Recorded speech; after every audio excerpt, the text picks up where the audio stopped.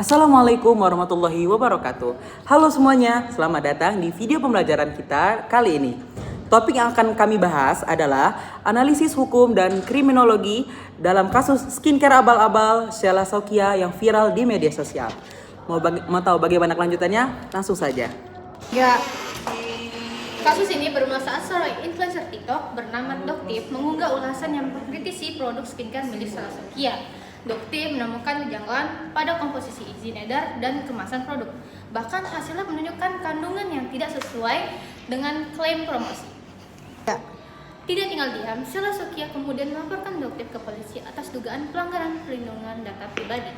Sementara itu, Doktif pun membalas dengan laporan atas dugaan intimidasi dan ancaman.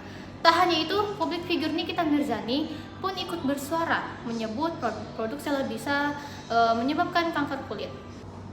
Dari sisi hukum, ada beberapa aspek penting yang perlu diperhatikan. Yang pertama, yaitu mengenai perlindungan konsumen.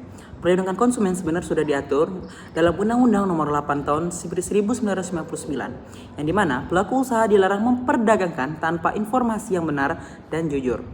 Jika produk Sheila terbukti melanggar, maka ia dapat dikenai sanksi hukum.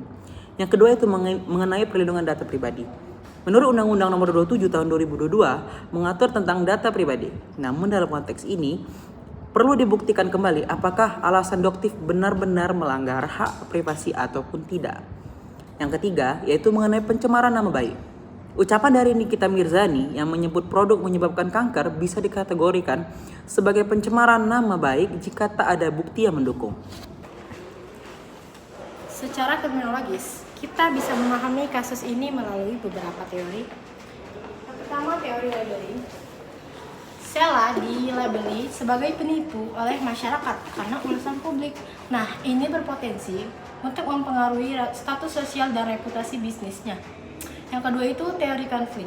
Ada pertarungan antara kekuatan ekonomi pemilik bisnis dan kekuatan moral influencer yang membela hak konsumen. Yang terakhir, teori rutin.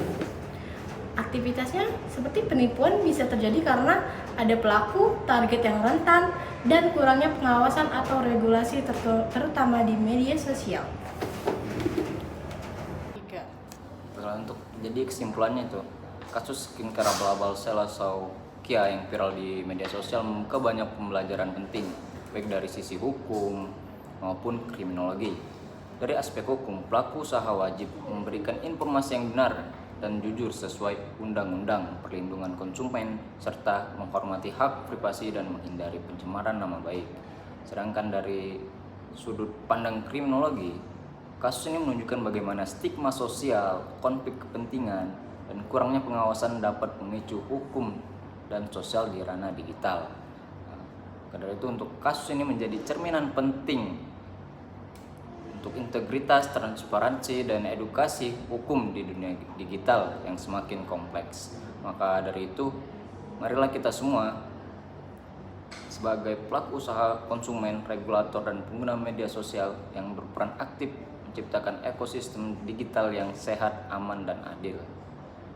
Terima kasih mungkin telah menyaksikan video pembahasan ini. Semoga dapat bermanfaat dan inspirasi bagi kita semua untuk lebih bijak dalam menggunakan media sosial.